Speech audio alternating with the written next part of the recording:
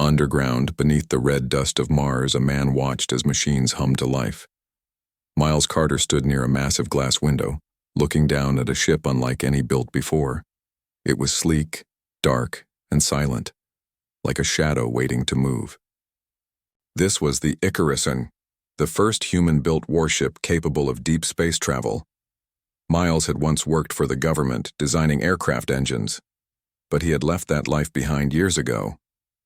Now, he led a team of scientists, engineers, and soldiers who had vanished from public view.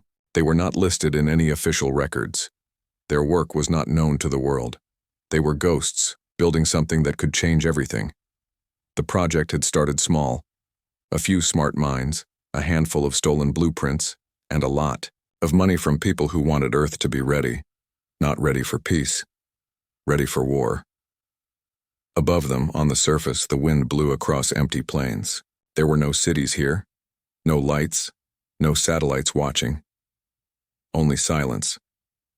Below, however, the underground base buzzed with life. Tunnels stretched deep into the rock, filled with labs, workshops, and control rooms. It was a city hidden from history.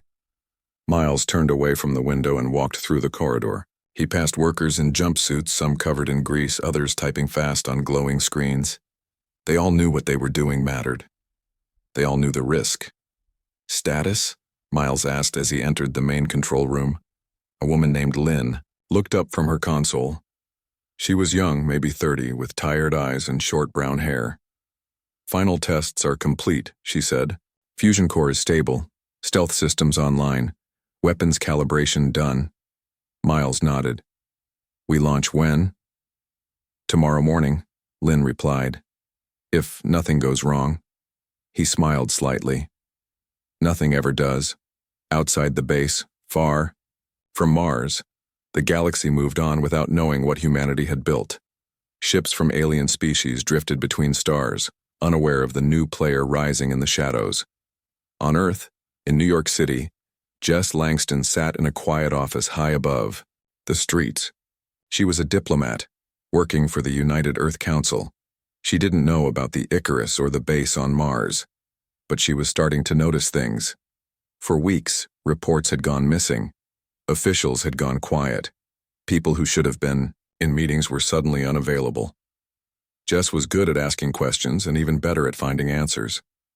She clicked through a secure database, searching for recent activity related to space defense. Most files were locked, but she had access codes others didn't. Slowly, she pieced together a picture. Someone was building something big, outside the solar system. Off the record. Her fingers stopped on a file labeled Project Icarus. She opened it, but most of the text was blacked out. Only a few lines remained. Location, classified status, active personnel, cleared only purpose. Unknown Jess leaned back in her chair. She had seen many secrets in her time, but this one felt different, bigger, more dangerous. She decided to dig deeper. Back on Mars, Miles stood in the launch bay. The Icarus towered above him, its hull gleaming under bright lights. Crews moved around it like ants, checking every system one last time. "You nervous?" asked a voice behind him. Miles turned to see Dan Hale, his second-in-command. Dan had once been a Navy pilot. Now he flew ships built by hand, not bought from contractors. "Nervous doesn't cover it," Miles said. "This is the first step. If we fail, nobody will know we ever tried." Dan grinned. "Then let's not fail." They shook hands. Hours later, the Icarus lifted off silently from the hidden dock near Ceres. It moved fast, faster than any human ship before it. Its fusion drive pushed it past the orbit of Jupiter within hours. It was invisible to radar, cloaked in technology stolen from alien wreckage found decades ago. Miles sat in the command chair, watching the stars blur as they jumped. "Into deep space. Where to?" Dan asked.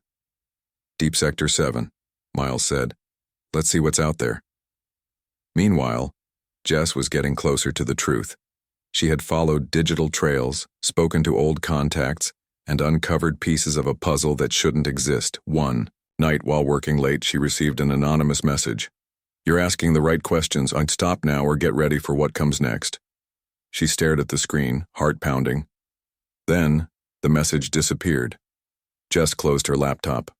She knew she was close, and she knew someone didn't want her to find out. Back aboard the Icarus, Miles studied data from deep space sensors. The readings were strange, faint signals, ancient and broken. "What is this?" he asked. Lynn checked the logs. "It's a distress call. Been repeating for centuries." "From where?" "Unknown origin," she said. "But it's not local. It's coming from way beyond our borders." Miles frowned. "Send it to archives. We'll study it later." He didn't know it yet, but that signal would change everything. On Earth, Jess made a decision. She packed a small bag, left her apartment, and boarded a private shuttle bound for Mars. She wasn't sure what she'd find, but she knew the truth was hiding somewhere beneath the red sands, and she intended to find it. Months passed since the Icarus had launched into deep space. The hidden base beneath Mars continued to grow. New tunnels were dug, new labs built, and more ships assembled in secret. The Apollo, Hermes, and Atlas joined the Icarus as humanity's first true space fleet. Miles Carter spent his days moving between decks, checking systems, and talking to crew members. He knew each face, each name. They were not just soldiers or engineers, they were volunteers who had given up everything to be part of something bigger. The mission was clear: prepare for what might come next. On Earth, Jess Langston arrived on Mars after a long journey. She traveled under a false identity, using contacts she had kept hidden for years. When she stepped off the shuttle, the red dust blew across the landing pad like wind-blown sand. A man met her at the edge of the base. "You made it," he said. Jess looked around. "This place is real." He nodded. "Come with me." They walked through a narrow tunnel carved into the rock. Lights flickered above them as they moved deeper underground. Finally, they reached a large room filled with maps, screens, and people. Working fast. Miles Carter stood near a central console. He turned when he heard footsteps. "You must be Jess," he said. She studied him. "And you're Miles Carter." He smiled slightly. "I am. Welcome to the future." She followed him as he gave her a tour of the base. He showed her the shipyards, the control centers, the training rooms where pilots practiced flying in zero gravity. "Why hide all this?" she asked. "Because if the world knew, someone would stop us," he replied. "We needed time to build something strong enough to survive." "Survive what?" He didn't answer right away. Later that night, they sat in a quiet room filled with books and old photos. Miles poured 2 cups of coffee and handed one to Jess. "You've seen the reports," he said. "You know something big is happening." She nodded. "I know there are secrets. I know someone tried to stop me from finding them." He looked at her carefully. "Then you already know we're not alone out there." She leaned forward. "What do you mean?" He told her about the Icarus journey beyond Jupiter, about the strange signal they had picked up, about the fragments of data they had recovered, pieces of a message sent long ago by a species no longer alive. It was a warning, he said, from a war that ended thousands of years ago. Jess listened, stunned. "We don't know who they were," Miles continued, "but we do know this. They fought against something powerful, and they lost." She took a slow breath.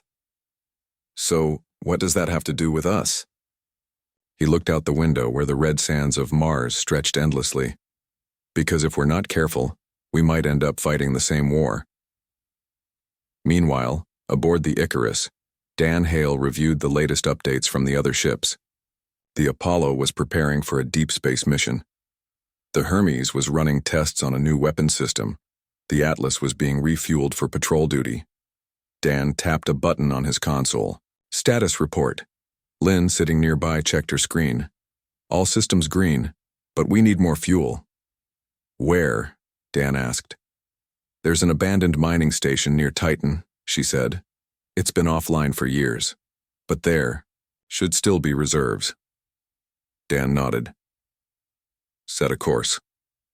Back on Mars, Jess spent the next few days learning everything she could. She read reports, watched videos, and talked to scientists. She saw the blueprints of the human-built ships. She saw the stolen alien tech used to power them. "This isn't just a defense program," she said one day. "You're building an army." Miles didn't deny it. "We're building a chance." A chance for what? To stay free. Late one night, while walking through the halls of the base, Jess noticed a door marked "Restricted Access." Curiosity got the better of her. She waited until the hallway was empty, then slipped inside. Inside was a dark room filled with glowing screens. Files, images, and messages scrolled past in silence. She moved closer, reading names and dates. One file caught her eye. Galactic. Concordance status unknown, last contact extinct. She opened it. More text appeared. The Galactic Concordance was a coalition of advanced alien civilizations. They maintained peace through strict control. Unauthorized technological development was forbidden. Civilizations that broke the rules were eliminated. Jess's heart pounded. She closed the file quickly and backed away. Someone was watching. She turned. Dan stood in the doorway. "You weren't supposed to see that," he said. She swallowed hard. Was it true? Everything in that file? He didn't answer. Instead, he gestured for her to follow. They walked back to the main room where Miles was waiting. He looked at Jess. "You found it, didn't you?" She nodded slowly. "How much of it is real?" "Too much," he said. "We don't know exactly how much power the Concordance had before it fell. But we do know this. Somebody else is out there, watching." "Who?" He shook his head. "We don't know yet." Just then, an alarm sounded. Lynn ran into the room. "We have movement near Titan. Something's approaching the Apollo." Miles turned to Dan. "Get to the Icarus and now." Dan was already moving. Jess followed. They arrived at the command deck. Screens lit up with warnings. "What's happening?" Miles asked. Lynn pointed at a blinking light on the display. "Something just came out of hyperspace. It's not ours." Everyone stared at the screen. A massive shape appeared in orbit around Titan. It wasn't human. Its hull was smooth, dark, and covered in strange symbols. It moved silently, like a shadow passing through the stars. "That's not possible," Lynn whispered. Miles clenched his jaw. "It's real." Jess looked at him. "What is it?" He didn't look away from the screen. "A reminder." "Of what?" "That we're not the only ones watching." The alien ship hovered for several seconds. Then, without warning, it vanished. "Gone." Lynn checked the sensors. "It jumped to hyperspace." Miles exhaled. "They saw us." Dan frowned. "Do you think they know what we're doing?" "Maybe," Miles said. "Or maybe they're just checking." Jess felt a chill run down her spine. "What happens if they decide we're a threat?" Miles looked at her. "Then we fight." Silence filled the room. Outside, the stars burned cold and distant. Somewhere in the darkness, eyes were watching, and humanity had just stepped into the light. The alien ship had vanished as quickly as it appeared, but its presence lingered like a shadow over the human fleet. Back on Mars, Miles Carter sat in the command center, staring at the screen that still showed the last known location of the unknown vessel. The room was quiet, filled only with the soft hum of machines and the occasional click of keys as Lynn and Dan reviewed the data they had managed to capture before the ship disappeared. "What was that?" Jess asked, breaking the silence. Miles didn't answer right away. He rubbed his eyes and leaned back in his chair. "We don't know, but we need to find out." Dan stood up. "We should warn the other ships. If something like that is watching us, we can't afford to be blind." Lynn nodded. "I'll send an alert to Apollo, Hermes, and Atlas. Tell them to stay low and report any strange activity." Jess looked around the room. "You're all acting like this was expected." Miles finally looked at her. Not expected. Feared. He got up and walked to a nearby table covered in old files and digital notes. He picked up one labeled Yardo Ancient Signal. and handed it to her. "This," he said, "is what started all of this." Jess opened the file. It contained fragments of data recovered from deep space, parts of a message sent thousands of years ago by a species no longer alive. "It's a warning," Miles continued, "from a war that ended long before humans ever dreamed of leaving Earth." She read through the broken text. "They come without mercy. Do not rise too fast. The Watchers will see." Jess looked up. "Watchers?" Miles nodded. "We think the Galactic Concordance wasn't the only thing out there. Maybe they were just one part of a bigger system. And if that system still exists..." He didn't finish the sentence. Dan crossed his arms. "Then we're already in danger."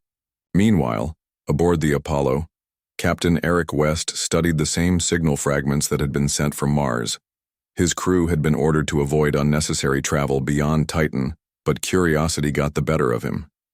"Set course for the origin. Point of the signal," he told his pilot. "Sir?" the pilot asked, surprised. "That's way past our patrol zone." Eric nodded. "I know, but we need answers." The Apollo turned toward the dark edge of explored space and jumped into hyperspace. On Earth, word of the growing human fleet had begun to leak. Not in the news, not in official reports, but in whispers among those who watched the stars closely. A man named Ryan Bennett worked for a private intelligence firm. He wasn't supposed to know about the hidden base on Mars or the ships that had launched in secret, but he did. He had spent months following strange patterns in satellite data, tracking unexplained energy signatures, and reviewing classified military reports that had gone missing. Now, he had proof. He sat alone in a small apartment, surrounded by glowing screens and printed pages. On one screen, a map showed the movements of several unidentified vessels near Ceres and Titan. Someone was building something big, and they weren't telling anyone. Ryan sent a message to an old contact. "I found it. Humanity isn't just reaching for the stars. We're preparing for war." He hit send and waited. Minutes later, his phone rang. He answered. "You've seen too much," a voice said on the other end. Before he could speak, the line went dead. Ryan looked around his apartment, suddenly aware of how alone he was. He grabbed his laptop and ran. Back on Mars, Miles received a new message from the Apollo SO. "Captain West reporting. We are approaching the signal's origin point. Something is here. We are scanning now." Miles frowned. He wasn't supposed to go that far. Dan checked the coordinates. "He's way outside safe range." Jess stepped forward.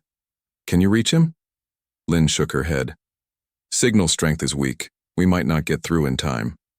Miles clenched his jaw. "Then we wait." Aboard the Apollo, Captain West stared at the view screen as the ship approached a massive structure floating in the void. It was ancient. Its surface was cracked and broken, covered in strange symbols that glowed faintly in the darkness. The SO station, or whatever it was, had been orbiting a dead star for thousands of years. "Run a full scan," West ordered. His science officer obeyed. Seconds later, the results came back. "Life signs negative," she said. "But there's power. Weak, but present." West narrowed his eyes. "Dock with the station. Let's see what's inside." The Apollo moved slowly toward the station's docking port. The moment the airlock sealed, a team of 4 crew members stepped inside. They wore suits with built-in lights, their breath visible in the cold, silent halls. The interior was damaged, but parts of it still functioned. Screens flickered. Metal groaned under pressure. "This place is old," one of the crew whispered. West led the way down a long corridor. They passed broken doors, shattered consoles, and walls marked with claw-like scratches. Finally, they reached a central chamber. Inside was a large machine, a black sphere suspended in mid-air, surrounded by rings of light. West approached it carefully. As he did, the rings began to spin. A voice echoed through the chamber, not in any language they knew, but somehow they understood. "Civilization detected. Unauthorized status confirmed. Historical protocol initiated." West took a step back. "What the hell was that?" His comms crackled. "Captain, we're picking up movement outside." He ran back to the airlock. Outside, the Apollos. Sensors showed multiple blips appearing in orbit. Ships, not human. Dark, angular, and fast. West's stomach dropped. "Get us out of here," he shouted. The Apollo broke away from the station just as the enemy ships opened fire. Back on Mars, alarms blared. Lynn stared at the screen. "The Apollo is under attack." Miles rushed to her side. "By who?" She shook her head. "Unknown. But they're fast, and they're aggressive." Dan was already moving. "We have to help them." Miles nodded. "Prepare the Icarus for launch." Jess followed him. "What do we do?" He looked at her. "We learn what we're fighting." He turned to Lynn. "Download everything the Apollo transmitted before they lost contact." Lynn typed quickly. Moments later, a file appeared. "This came from the station," she said. Miles opened it. It was more data from the ancient signal. But this time, there was a new addition, an image. It showed a massive structure orbiting a dying sun. Beneath it, a single word appeared in perfect English. Arbiter. Jess read it aloud. "Arbiter?" Miles closed the file. "Whatever that is, it knows we're here." Just then Dan called from the hangar. "Ready for launch." Miles looked at Jess. "Stay here. Keep studying that data. We might need answers before we come." "Back." She nodded. "Be careful." He smiled slightly. "Always." Moments later, the Icarus lifted off, heading into the stars. Somewhere in the darkness, the Watchers had seen humanity rise, and they had decided to respond. The Icarus flew through deep space, its engines humming softly. Miles Carter stood near the front, watching the stars blur as they moved toward the last known location of the Apollo. Dan Hale sat at the pilot's seat, his hands steady on the controls. "We're getting close," Dan said. Miles nodded. "Scan for any sign of the Apollo." Lynn, sitting nearby, typed quickly on her console. "I'm picking up wreckage, but no survivors." Dan cursed under his breath. Miles looked at the screen. Pieces of metal floated in silence. Parts of a ship that had once been full of life. "What happened to them?" Jess asked quietly. She had come aboard the Icarus after receiving new orders from Mars. Now, seeing what was left of the Apollo, she felt fear settle in her chest. Miles didn't answer. He already knew. Something had attacked the Apollo. Something fast, powerful, and not human. "Send a message back to base," he said.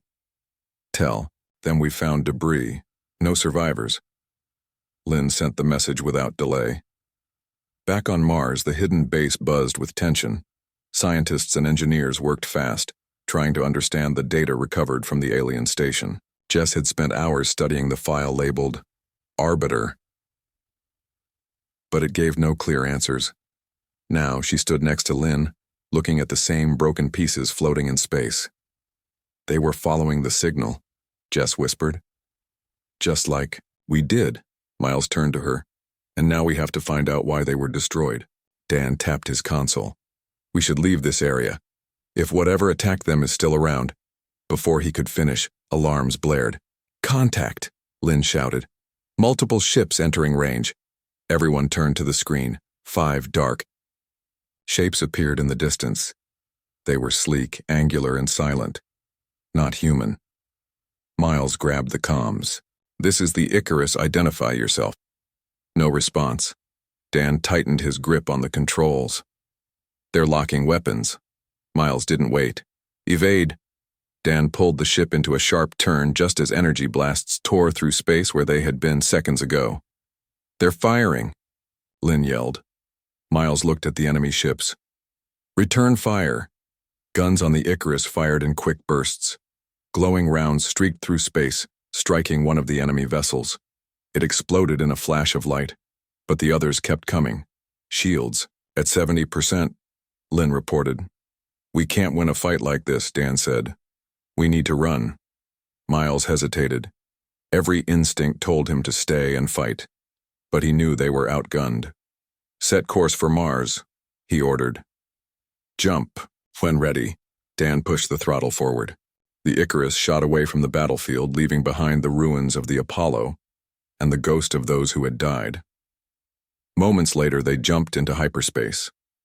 On Earth, word of the attack spread slowly, not through news, but through whispers among those who watched the stars closely.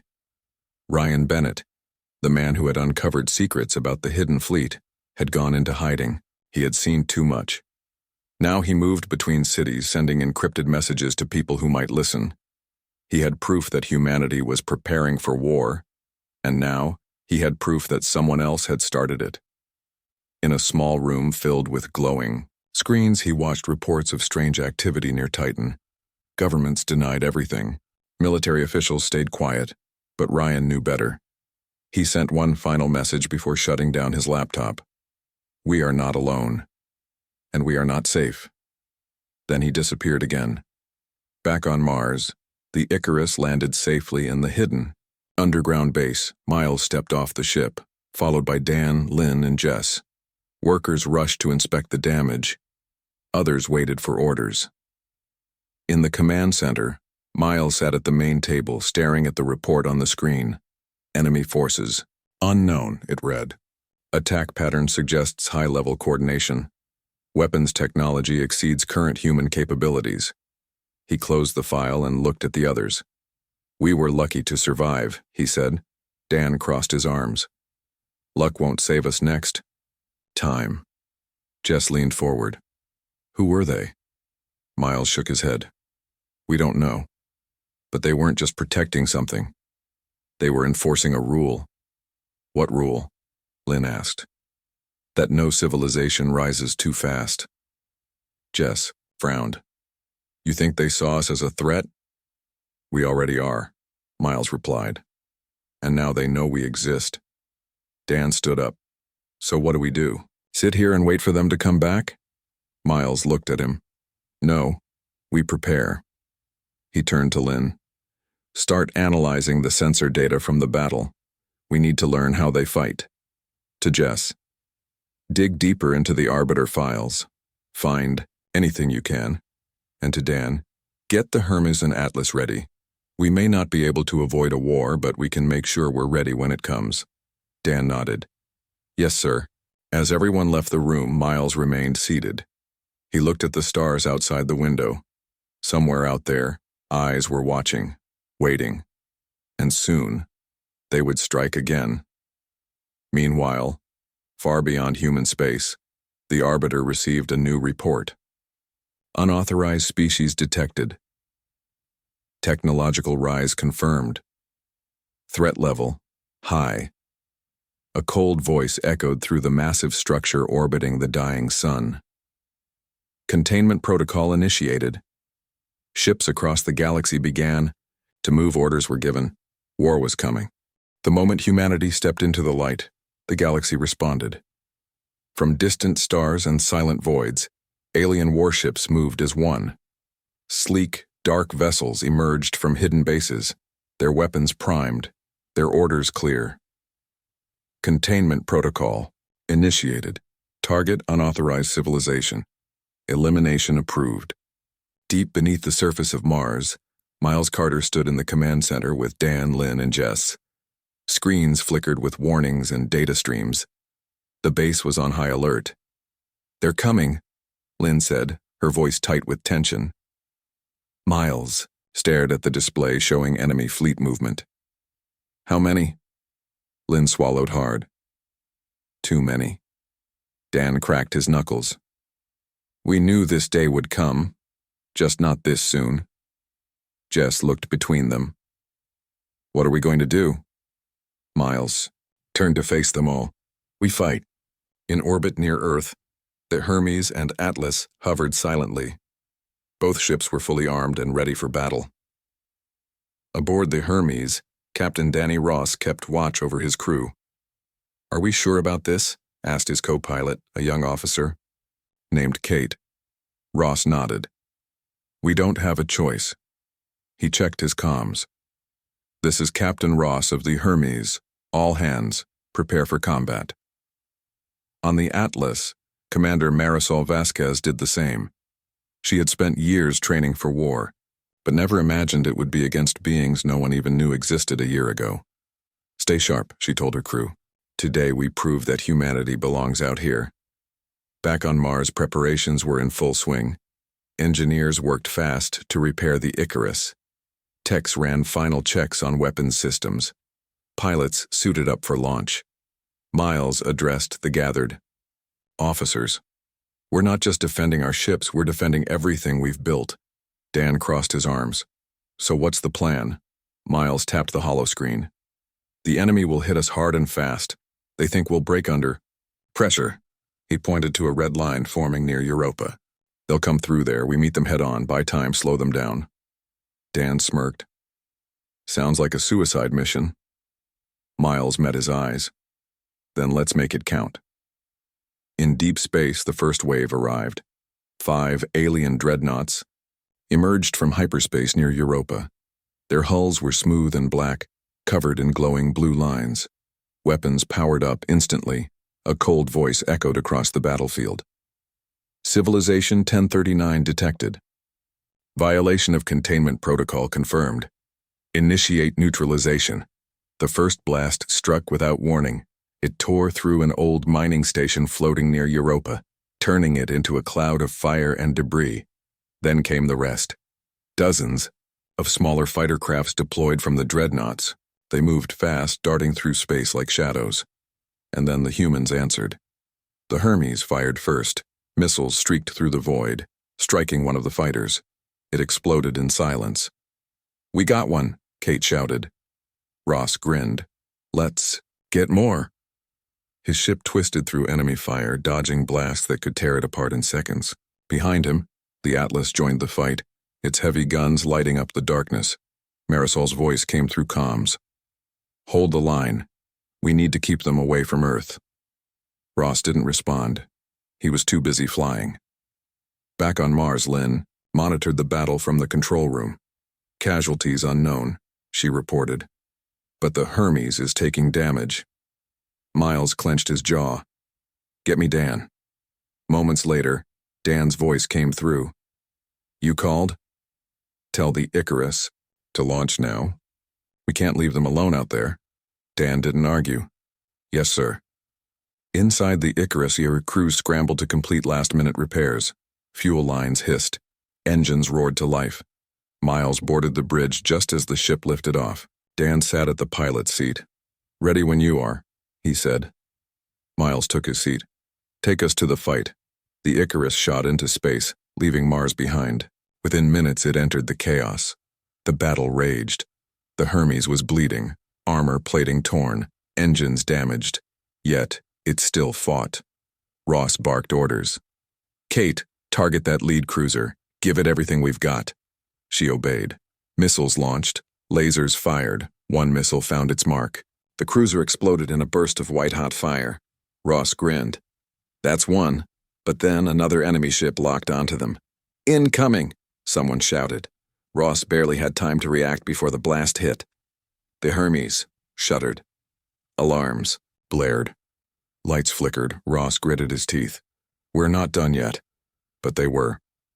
Another blast tore through the ship's engine bay. Ross grabbed his comms. "This is Captain Danny Ross of the Hermes. We're going down." He looked at his crew. "Brace yourselves." Seconds later, the Hermes exploded. Across the battlefield, the Atlas continued to fight. Marisol watched the explosion with fury in her eyes. "Ross," she whispered. Then she straightened. "Load railgun. Target the nearest dreadnought." Her crew obeyed. "Fire!" A massive round screamed through space, slamming into the dreadnought's side. The alien ship staggered. "Again!" Marisol ordered, before she could fire again. Enemy fighters surrounded the Atlas. They opened fire. Alarms blared. Shields dropped. "Shields at 20%. Someone shouted. Marisol gritted her teeth. "We hold the line." Back on the Icarus, Miles watched the battle unfold. "We're losing them," Lynn said, her voice shaking. Miles's fists tightened. "Not yet." He turned to Dan. "Get us closer." Dan pushed the throttle forward. The Icarus dove. Into the chaos. Target the largest dreadnought, Miles ordered. Hit it hard. Laser fire lit up the front of the ship. Rounds flew through space. One dreadnought exploded. Another took damage. Good, Miles said. Keep it up. But the enemy wasn't backing down. A massive beam weapon charged up. Dan saw it too late. Shit, he shouted. The beam struck the Icarus. Metal groaned. Panels sparked. Smoke filled the bridge. Miles felt something tear in his arm. Pain exploded through his body. Then everything went black. When he woke up, alarms were still blaring. Dan was shouting. Lynn was working fast. What happened? Miles managed. Dan looked at him. You lost your right arm. Miles blinked. Pain shot through his body. Blood stained his suit. We need to get you patched up, Lynn said. Miles shook his head. No. We need to win. He forced himself upright. Where's the arbiter signal? Lynn pulled it up. The stolen code they had taken from the alien station. The ancient language that spoke of power and control. Upload it, Miles said. Dan frowned. Into what? Into the Arbiter's network, Jess said, stepping forward. If we can hack their system, maybe we can disrupt their control over the fleet. Lynn's fingers flew over the console. I'll try to piggyback the virus. On to their next transmission. Do it, Miles said. Back on Mars, engineers worked desperately to launch more ships, but it was too late. The Arbiter had seen enough. Containment failure. Escalation authorized. Enemy reinforcements began arriving. The tide of the battle was turning and humanity was losing. The battle was lost. The Icarus floated in silence, its engines damaged, its hull cracked. Smoke filled the corridors. Lights flickered. Alarms still blared, but no one answered them. Miles Carter sat in the command chair, his right arm gone, replaced by a makeshift bandage soaked in blood. He stared at the screen showing what remained of the human fleet. The Hermes was gone. The Atlas was crippled. The Apollo had never made it back. And now, the alien dreadnoughts closed in. Dan. Hale stood nearby, holding onto a broken console for support. Lynn worked at her station, trying to keep the ship online. Jess Langston paced behind them, looking out the window at the wreckage floating in space. We're the only ones left, Dan said quietly. Miles didn't respond. He watched as more enemy ships arrived. Sleek, dark vessels that moved like shadows across the battlefield. Then, the Arbiter spoke. Resistance has failed. Civilization 1039 will be neutralized. Final phase initiated. Dan cursed under his breath. They're not even giving us a chance. Lynn looked up. The virus, we uploaded it before the last blast. Miles turned to her. Did it work? She hesitated. I don't know. It might have corrupted part of their system, but before she could finish, the enemy ships stopped moving. One by one, they froze mid-flight. Lights blinked. Weapons powered down. Silence. Everyone on the Icarus held their breath. What just happened? Jess asked. Lynn checked the data. Their network. It's breaking down. The virus is spreading. Miles leaned forward. How long do we have? Maybe 24 hours, she said. But if we act now, we might have a chance. Dan looked at him. A chance for what? Miles stood slowly, pain flashing through his body. To finish this. Back on Earth, word of the attack had spread beyond governments and hidden bases. People knew. Cities were quiet. Streets were empty. Families gathered together, waiting for news that might never come. Ryan Bennett, the man who had uncovered the truth about the hidden fleet, watched from a rooftop as fighter jets flew overhead. He wasn't military. He wasn't a soldier. But he had seen too much to stay silent. He sent one final message. If we survive today, remember this. We fought. We rose. We did not go quietly. Then he disappeared again. In deep space, Miles gathered what remained of the human fleet. The Icarus was damaged, but still flying. 2 other ships had survived, smaller fighters that had gone unnoticed during the battle. Miles called them together. "This is our only shot," he said over comms. "The Arbiter's control is failing. If we hit the Virex flagship hard enough, we might break their formation." Dan frowned. "You mean blow it up?" Miles nodded. From the inside, Jess stepped forward. "I'll lead the boarding team." Miles looked at her. "It's suicide." She smiled slightly. "So is doing nothing." Dan cracked his neck. "Count me in." Soon, the plan was set. The Icarus would draw fire. The smaller fighters would flank the Virex flagship. Jess and her team would board and plant explosives. And then, everything would change. The attack began. The Icarus charged toward the enemy, formation firing every weapon it had left. Lasers lit up the void. Missiles streaked through space. Enemy ships responded instantly. Energy blasts tore through the darkness. "Shields at 30%. Lynn shouted. Dan gritted his teeth. "We need to hold longer." Miles kept his eyes on the target. "Jess, are you in position?" Her voice came through. "Almost there." On the Virex flagship, Jess and her team cut through the outer hull with stolen alien tech. Sparks flew. Alarms blared. They moved fast. Inside, the halls were cold and silent. The crew barely had time to react before the humans struck. Gunfire echoed through the metal corridors. Explosions rocked the ship. Jess reached the core. "Set the charges," she ordered. Her team obeyed. "Done." She looked at her watch. 5 minutes, get out, she told them. They ran. Back on the Icarus, the damage was critical. "Engines failing," Lynn warned. Dan tried to keep them steady. "We can't last much longer." Miles looked at the screen. "Where's Jess?" Lynn scanned the data. "She's clear." Miles took a breath. "Then do it." Jess pressed the trigger. The explosion lit up space. The Virex flagship shattered. The shockwave hit the rest of the fleet. Ships spun out of control. Weapon systems failed.